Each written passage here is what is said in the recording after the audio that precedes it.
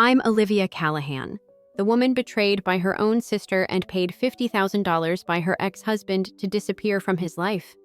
But instead of vanishing, I showed up on their wedding day, with the 3 children he once refused to even acknowledge. "Sorry, we're late," I said into a wedding hall frozen in silence. The invitation didn't include a time.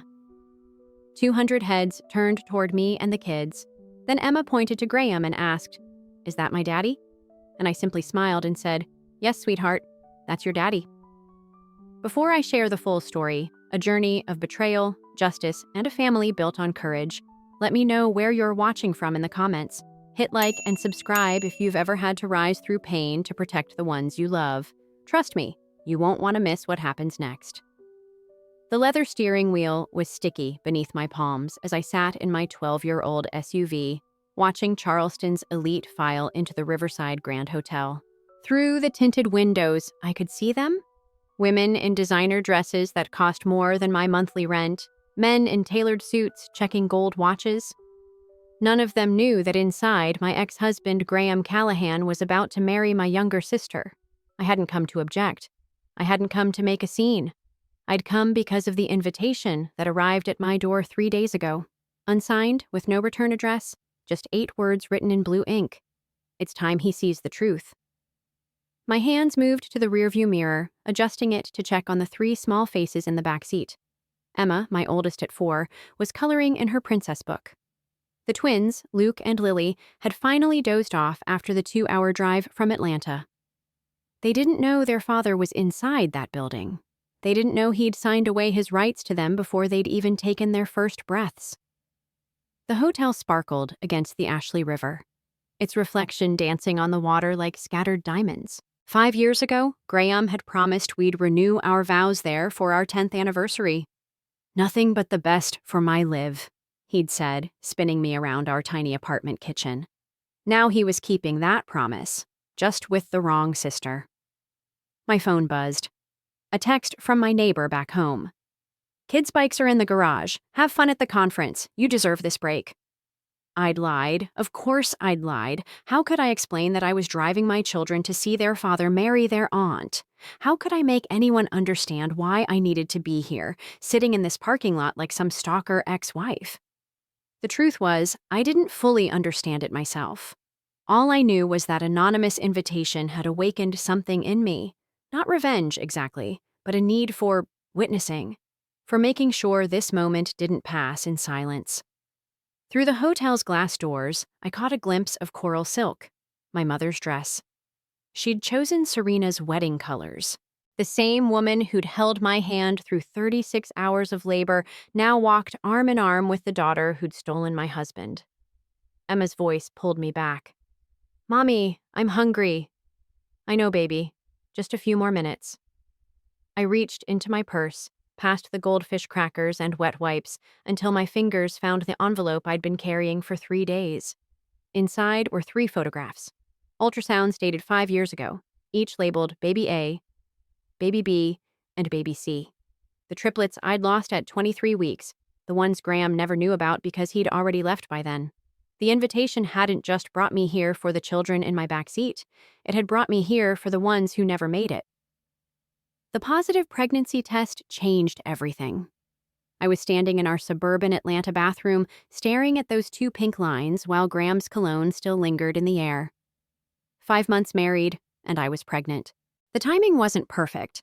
I'd just landed my biggest interior design client, and Graham was gunning for a promotion, but we'd make it work. We always did. "Graham?" I called out, clutching the test like a winning lottery ticket. "Can you come here?" He appeared in the doorway, still knotting his tie. His face, God, I can still see it, shifted from curiosity to something I'd never seen before. Not joy, not even surprise, just retreat. "You're sure?" he asked, his voice flat. "I took 3 tests." He nodded slowly, like I'd just told him someone died. "I need to get to work. We'll talk tonight." But that night, he came home with Excel spreadsheets, cost projections for raising a child, college tuition estimates, graphs showing how this would affect our 5-year plan. I sat across from him at our dining table, the one we'd picked out together at an estate sale, watching him reduce our baby to numbers in neat columns. "I think you're missing the point," I said softly. We're having a baby. Our baby. You're having a baby, he corrected. This wasn't what we agreed on, not now. The words hung between us like a blade. I remember how the ceiling fan clicked overhead, how the neighbor's dog barked, how normal everything sounded while my marriage cracked down the middle. Over the next weeks, Graham became a ghost in his own home. He'd leave before I woke, return after I'd gone to bed. When we did cross paths, he'd look at my growing belly like it was a tumor, something malignant that needed to be cut out of our lives. The morning sickness was brutal. I'd spend hours hunched over the toilet while Graham's footsteps echoed overhead, never coming to check on me. Once I passed out in the bathroom. I woke up on the cold tile 4 hours later, alone, my phone battery dead. Graham's car wasn't in the driveway.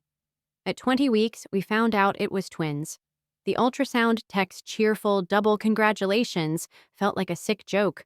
Graham didn't come to that appointment. He was in Miami, he said. Business trip. His secretary later let slip he'd been at the office all week. Then came the night everything ended. I was 22 weeks along, folding tiny onesies I'd bought at a consignment shop, when Graham walked in with a manila envelope. I've been thinking, he said, not meeting my eyes, about what's best for everyone. Inside the envelope was a check for $50,000 and separation papers. This should cover everything, he said. Medical bills, living expenses for a while. I'll sign whatever you need me to sign, but I can't do this, Liv. I won't. I remember how carefully he set his house key on the counter, like he was afraid it might shatter. How he wheeled his pre-packed suitcase to the door, how he paused at the threshold and said, "You're stronger than you know. You'll be fine without me." The door clicked shut. The house settled into silence, and somewhere deep inside me, I felt the first flutter of movement. My babies, unaware their father had just walked out of their lives forever. Serena showed up 3 days after Graham left, carrying a casserole dish and wearing the concerned face she'd perfected in high school drama club. I was too exhausted to question why my sister, who lived in Nashville pursuing her influencer dreams, had suddenly appeared at my door. "Oh, Liv," she said, setting the dish on my counter, right where Graham had left his key. I came as soon as I heard. "How did you know?" I asked. I hadn't told anyone yet. I was still believing he'd come back, that this was just cold feet about fatherhood that would pass. She hesitated for half a second. "Graham called. He was worried about you being alone." Looking back, I should have seen it then. The way she couldn't quite meet my eyes, how her hand kept fidgeting with her phone. But I was grateful for the company. Grateful someone cared enough to drive 6 hours to hold my hair while morning sickness turned into all-day sickness. Serena stayed for a week. She cleaned my house, stocked my freezer with meals, drove me to my prenatal appointments. She was the perfect sister, just like when we were kids, and she'd crawl into my bed during thunderstorms, making me promise we'd never let boys come between us. "Remember our pact?" she said one night, painting my swollen feet with polish. "Sisters before misters, always." "Always," I repeated, not knowing she'd already broken it. The truth came in pieces, like a puzzle I didn't want to complete. First, it was a receipt that fell from Serena's purse, a hotel in Atlantic City, dated 2 months before Graham left. Same weekend he'd supposedly been at a conference in Denver. Then my friend Beth sent a screenshot from Serena's Instagram story. She'd been documenting her solo self-care retreat in Savannah. In the background of her spa selfie, barely visible in the mirror's reflection, was a man's watch on the nightstand. Graham's watch. The Rolex I'd saved for 6 months to buy him for our wedding. But the final piece came from Serena herself, though she didn't mean to reveal it. I was 28 weeks pregnant, finally starting to feel human again, when she let herself into my house with the spare key. "Just wanted to check on my favorite mama-to-be," she chirped, but her eyes were scanning my living room like she was looking for something. I pretended to nap on the couch, watching through barely open eyes as she went to my laptop. She knew my password. We'd shared everything since childhood. Her fingers flew across the keyboard, and I saw her shoulders relax when she found what she was looking for. Graham's emails, which I still had access to because he'd never changed his passwords. She deleted something. Then she cleared the trash folder. After she left, I spent hours trying to recover those emails. When I finally did, I understood everything. The messages between them went back 8 months, before the pregnancy, before he'd started working late, before everything. "She doesn't understand me like you do," Graham had written. "We can't keep doing this to her," Serena had replied. But I can't stop thinking about Atlantic City. There were dozens more. Plans to meet, complaints about me, discussions about their future, and finally, dated the day before he left me. Once the divorce is final, we can stop hiding. California is beautiful this time of year. I threw up then, not from morning sickness, but from the realization that my sister had been planning my abandonment while helping me pick out cribs. The contractions started that night. 28 weeks was too early, but my body didn't care. The twins came fast and fierce, like they couldn't wait to enter a world that had already betrayed them. But there was a third heartbeat, the doctors said. A third baby I hadn't known about, hiding behind his siblings. Triplets. I was having triplets, and I was alone in a hospital room while somewhere my husband and sister were planning their new life together. The night before the wedding, I sat in my hotel room at a budget inn 2 miles from the Riverside Grand, listening to my children breathe. We'd driven all day, stopping every hour for bathroom breaks and snack requests. Emma had asked 3 times why we were going to Aunt Serena's party when we'd never been invited to anything before. I couldn't answer her. How do you explain betrayal to a 4-year-old? How do you tell her that families sometimes eat themselves alive? My phone rang at midnight. Unknown number. "Olivia?" The voice was familiar, but scared. "It's me. Don't hang up." Serena.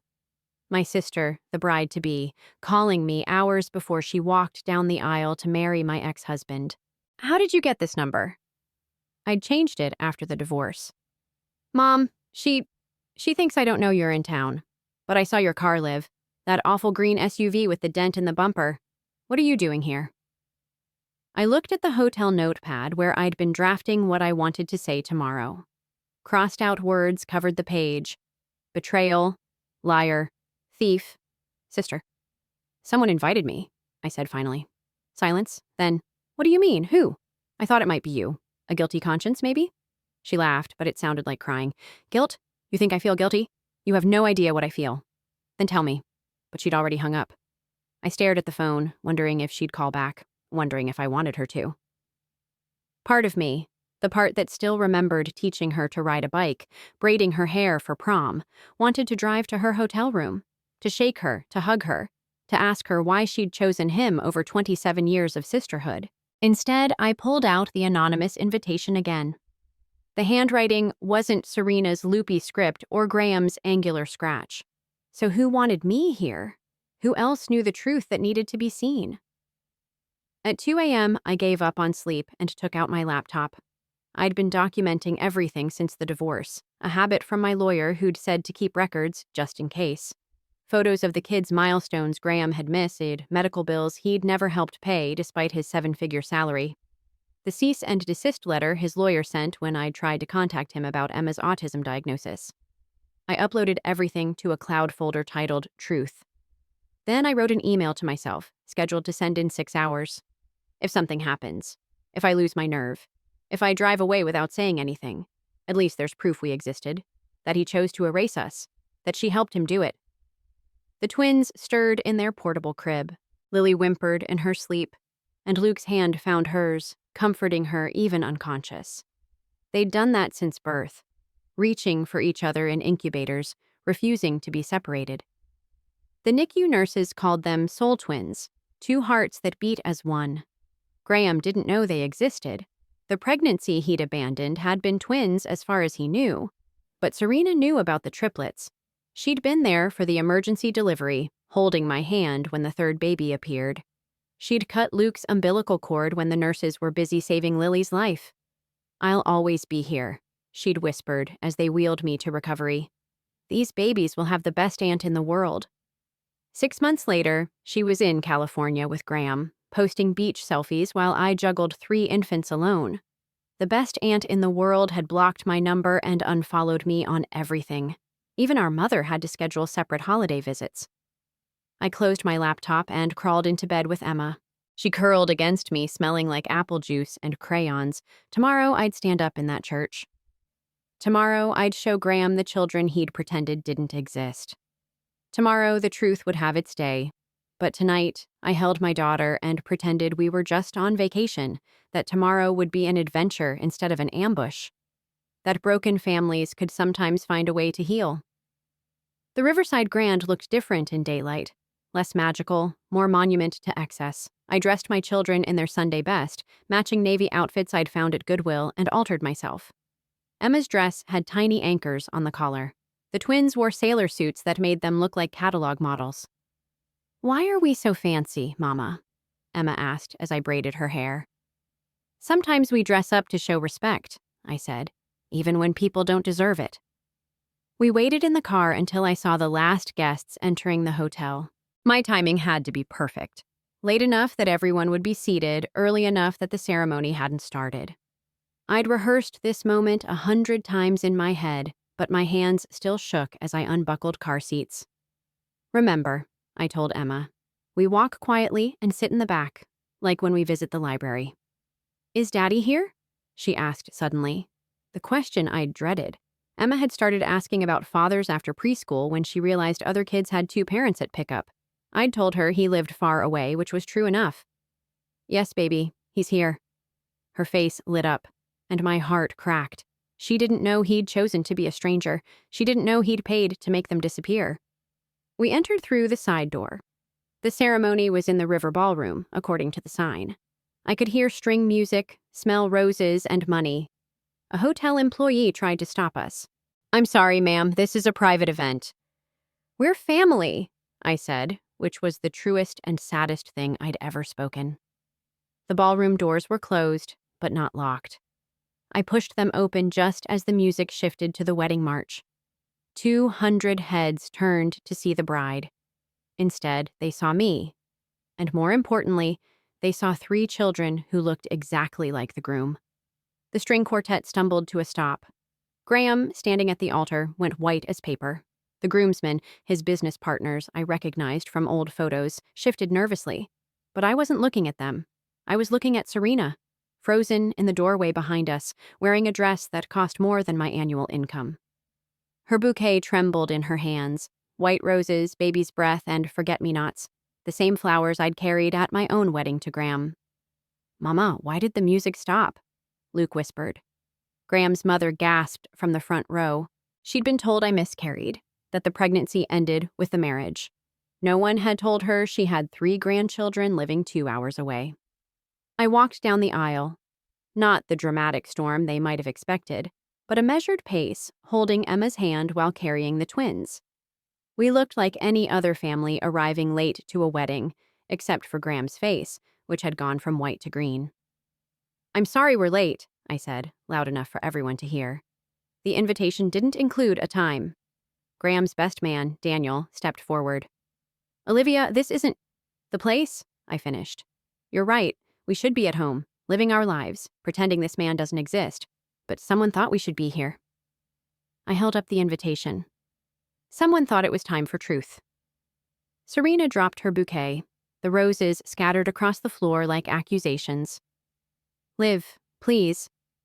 "These are your nibblings," I said to her. "Emma, Luke, and Lily. You cut Luke's umbilical cord, remember? You said they'd have the best aunt in the world." Our mother stood up in the front row, hand over her mouth. She'd never met them. I'd been too proud to beg for recognition, too hurt to force my children on people who'd chosen Graham's money over my truth. "Is that my daddy?"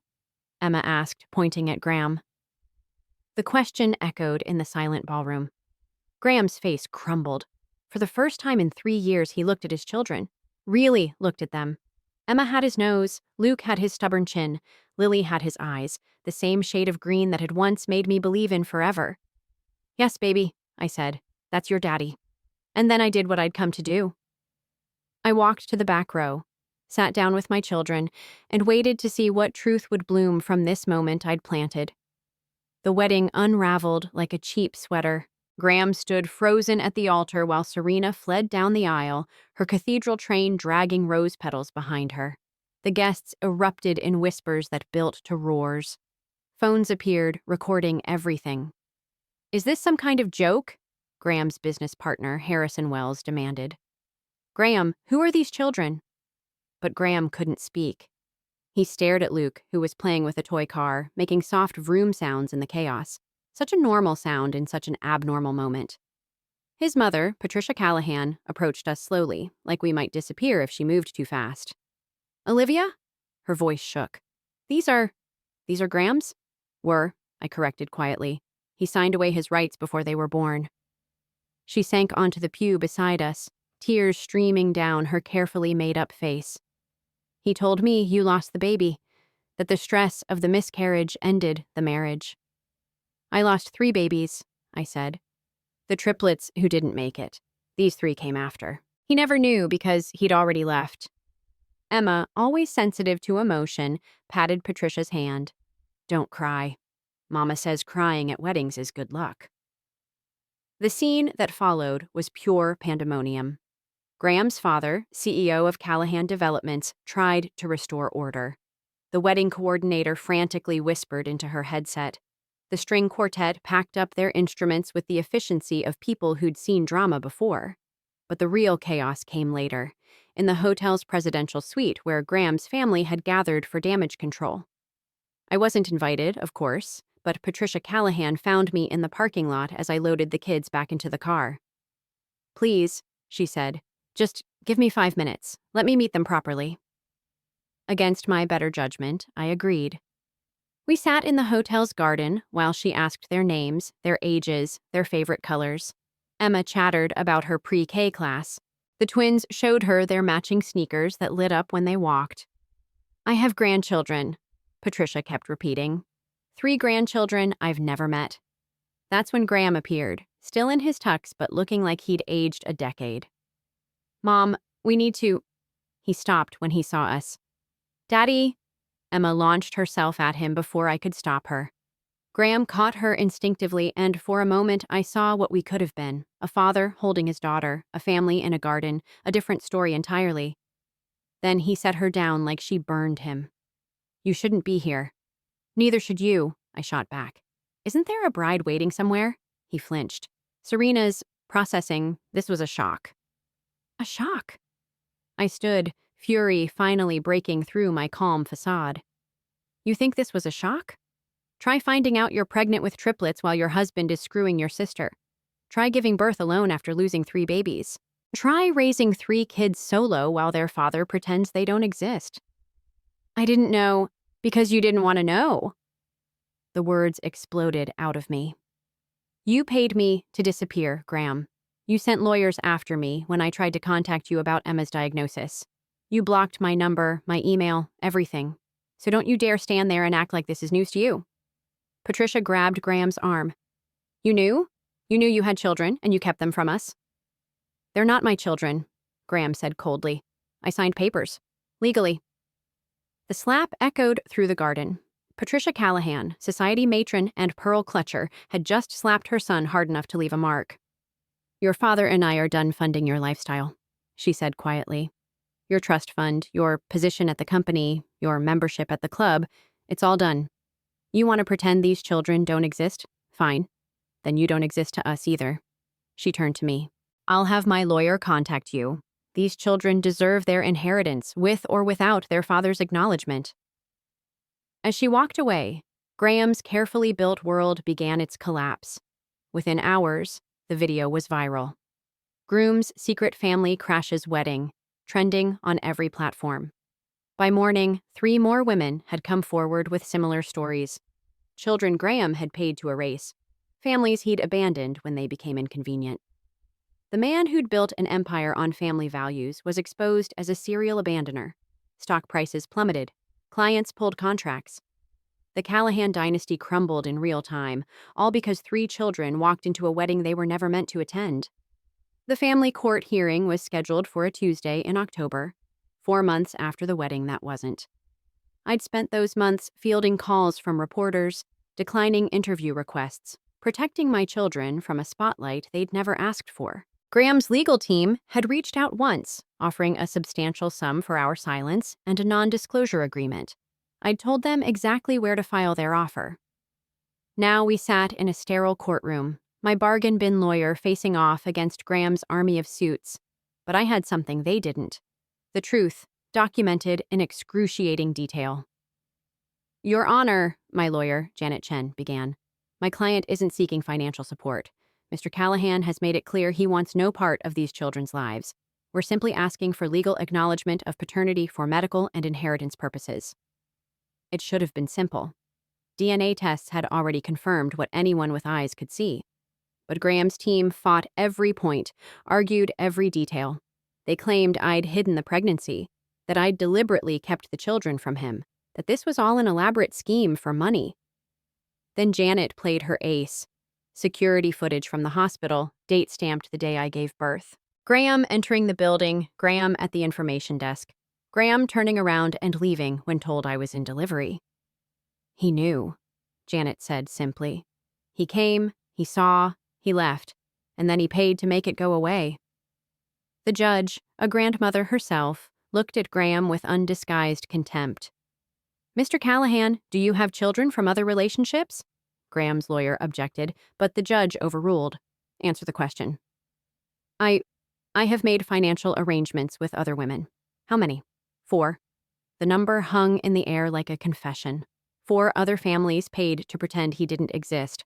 4 other sets of children growing up with holes where their father should be. During a recess, I took the kids to the courthouse cafeteria. Emma drew pictures while the twins shared chicken nuggets. They didn't understand why we were here, why Mama had to talk to a judge about them. They just knew it was another day in their lives that had never included Graham anyway. That's when Serena appeared.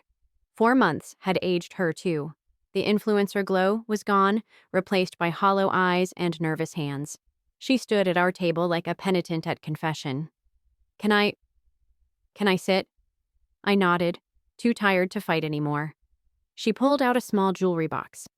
Inside was her engagement ring, cushion cut, flawless, worth more than my house. I wanted you to have this, for them, for college or whatever. I don't want Graham's money. It's not his. She twisted her hands.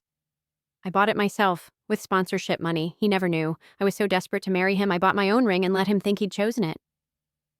The admission was so pathetic, so sadly perfect that I almost laughed. Why, Serena? Why him? She looked at Emma's drawing. A house with 5 stick figures standing outside. A family that included everyone. Because he chose me over you. Do you know what it's like being the pretty one? The fun one? But never the one people choose for keeps? And then Graham looked at me like I was more than just your little sister. Like I was worth leaving you for. So you destroyed our family for your ego? I destroyed myself. She touched Emma's drawing. I see that now. I traded my sister for a man who collects families like trophies, then tosses them aside. I'm just another discarded woman now, except I deserve it. Before I could respond, the bailiff called us back. The judge's decision was swift and brutal. Paternity established. Graham ordered to provide medical insurance and add the children to his will, but more than that, she ordered transparency. Mr. Callahan, you will provide a full accounting of all children you've fathered and abandoned. The court will ensure each child receives equal treatment under the law. Graham's empire, already wobbling, imploded completely. Turns out, shareholders don't trust a man who abandons his own blood. Within 6 months, he'd lost everything. The company, the fortune, the reputation he'd valued more than 5 families combined. But I didn't celebrate his downfall. I was too busy raising 3 children who deserved better than spite. Emma had started asking harder questions, and I'd learned to answer them honestly but gently. The twins had developed their own language, a secret code between souls who'd shared a womb and a father's rejection. We were building something new. Not revenge, but resolution. Not a traditional family, but a real one. And that was worth more than all the Callahan money in the world. 1 year later, I stood on an Oregon beach, watching my children chase seagulls in the golden hour light. We'd left Georgia 6 months after the court hearing. driving cross-country in the same battered SUV that had carried us to that fateful wedding. Emma had insisted on marking each state with a sticker on our windshield. By the time we reached the Pacific, we were covered in a patchwork map of our journey. Cannon Beach chose us more than we chose it.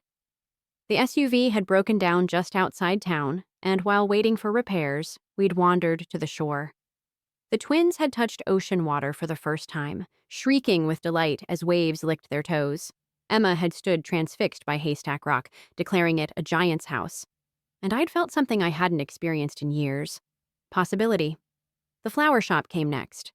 A retiring florist named June saw me arranging wildflowers we'd picked on a hike and offered me her business for barely more than the inventory cost. "These hands know beauty," she'd said. "The shop needs someone who understands that flowers aren't just pretty, they're promises." We lived above the store in a tiny apartment that smelled like roses and salt air. Emma helped me make bouquets after school, carefully selecting each bloom like she was choosing friends. The twins had their own corner with child-safe plants they watered religiously, usually drowning the poor succulents in love. The town embraced us without questions. They didn't need to know our history to understand we were healing. The bakery owner, Marcus, saved day-old pastries for the kids. The librarian, Dorothy, kept a special shelf of books about families that looked different but loved the same. The other single parents formed an unofficial support group, trading babysitting duties and wine-fueled confessions. That's where I was when Serena found us, sitting on the beach after a particularly successful wedding season, watching the kids build sandcastles while my friends shared gossip and grabbed moments of adult conversation. I saw her before she saw me.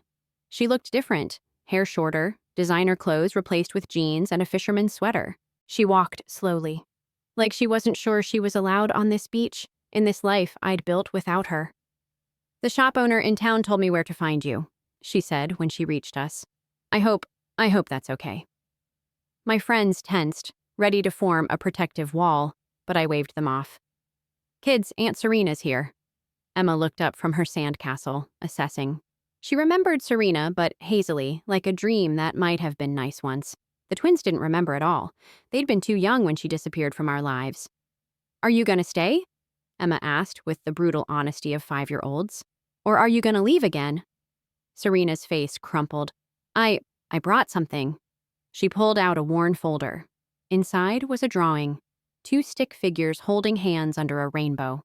Our childhood attempt at art signed Livy and Sari, best sisters forever, in crayon. "Remember when we made this?" she asked.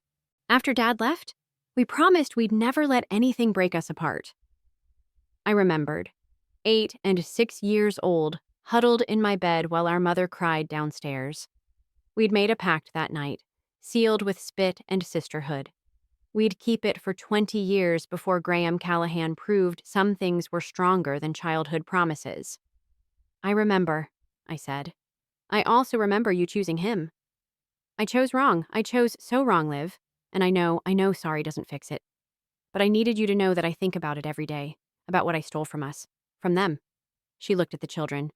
"I'm in therapy now, working on why I needed to be chosen so badly that I'd betray the one person who chose me first." Emma had abandoned her sandcastle to listen. "Always too perceptive," she asked. "Did you love our daddy?" Serena knelt in the sand, meeting Emma's eyes.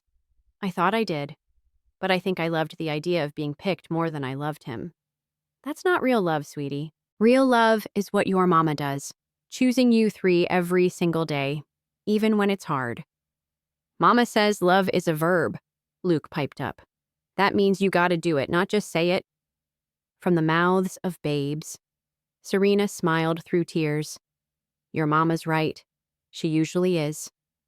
We sat in silence, watching the sun paint the sky in shades of forgiveness. I wasn't ready to welcome her back fully. Trust once shattered doesn't rebuild overnight. But looking at my children, whole and happy despite everything, I realized I'd already won every battle that mattered. "You can write them," I said finally. "Letters, emails. Start there." "Really?" "They deserve to know their aunt, but on my terms, at their pace. You hurt me, Serena, but worse, you could hurt them. I won't let that happen again." She nodded, understanding more than I'd said. I'm staying in town for a few days at the Sea Glass Inn. If if you change your mind or if you need anything." "We don't need anything," I said. And for the first time, it was true. We have everything. She left as the sun touched the horizon. Emma returned to her sandcastle, the twins to their eternal game of tag. My friends pretended they hadn't been eavesdropping, bless them, and I sat on that beach, feeling the strangest sensation. Complete. Later that night, after bedtime stories and goodnight kisses, I found Emma at her window, looking at the stars. "Mama, is Daddy ever going to come see us?" I sat beside her, choosing my words carefully. "I don't know, baby. He's missing out on something amazing, you and your brothers. But that's his choice, and we can't change other people's choices." "That's sad for him," she said matter-of-factly. "We're pretty great." "The greatest," I agreed. She snuggled against me, and we watched the stars in comfortable silence. Then, just before sleep claimed her, she whispered, "I'm glad we have each other, Mama. We don't need anybody else to be a real family."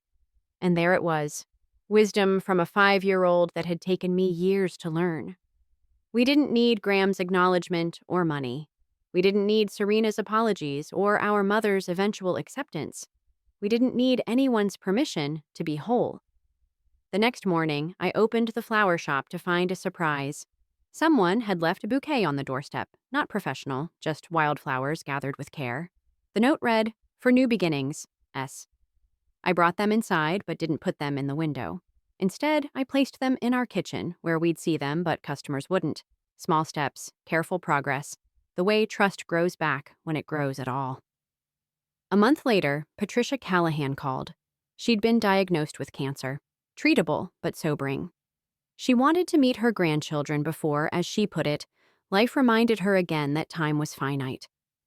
I agreed, but on neutral ground. She flew to Oregon, stayed at a hotel, and met us at the beach. Watching her with the children was bittersweet. She was the grandmother they deserved, arriving too late but trying so hard. She didn't mention Graham once, didn't try to excuse or explain. She simply loved them, immediately and fiercely. "I've rewritten my will," she told me while the kids buried her feet in sand. "Everything splits equally between all 8 grandchildren. Graham can't contest it, I've made sure of that." 8? He had another child, 6 months ago. The mother's 19. She shook her head. "He's sick, Olivia. Something broken in him that makes him run from anything real. His father was the same. I thought I could love it out of him. But some diseases are stronger than love." I thought about that as summer turned to fall, as my children grew and thrived, as the flower shop became profitable enough to hire help. Some diseases are stronger than love. But love itself? Love was stronger than abandonment, stronger than betrayal, stronger than the father-shaped hole in our lives. The last time I saw Graham was on the news. He'd been arrested for fraud, something about hidden assets and tax evasion. He looked smaller on the screen, older, like a man who'd spent so much time running he'd forgotten why he started. I turned off the TV before the kids could see. He wasn't their story anymore. He was just a man who'd missed everything that mattered. That Christmas, we had a full house. My friends, their kids, Patricia, in remission and determined to make up for lost time. And even Serena, who'd moved to Portland and was slowly earning her place back in our lives. We'd strung lights on a driftwood tree, made cookies with too much frosting, sung carols off-key and with joy. Emma stood to make a toast with her apple juice. "To our family," she said solemnly. "The one we picked and the one that picked us." "To our family," we echoed, and in that moment, I felt the last piece of my heart heal. Not scarlessly, some wounds always show, but completely. Graham had walked out that door 5 years ago thinking he was leaving me with nothing. Instead, he'd cleared the way for everything. Every bedtime story, every scraped knee kissed better, every belly laugh over pancakes on Sunday mornings, every hand-picked dandelion bouquet, every crayon masterpiece on the fridge, every "I love you, Mama" whispered in the dark. He'd paid $50,000 to disappear from their lives. But what he'd really done was purchase our freedom. Freedom to build a family based on choice, not obligation. Freedom to love without conditions or contracts. Freedom to become who we were meant to be. without the weight of someone who never wanted us. The waves crashed outside our windows that night, singing their ancient song of endurance, and we, my three miracles and I, fell asleep to its rhythm, complete in our incompleteness, whole in our half-family, forever in our right now. Some stories end with reconciliation. Others end with revenge. But ours? Ours ended with something better. Revelation. The revelation that families aren't made by marriage certificates or DNA tests or court orders. They're made by showing up day after day, especially when it's hard. They're made by choosing each other over and over until the choosing becomes as natural as breathing. Graham taught me that by leaving. Serena taught me that by returning. But my children? They taught me that by simply being three souls who arrived in chaos and chose to bloom anyway. And that's the greatest love story I know.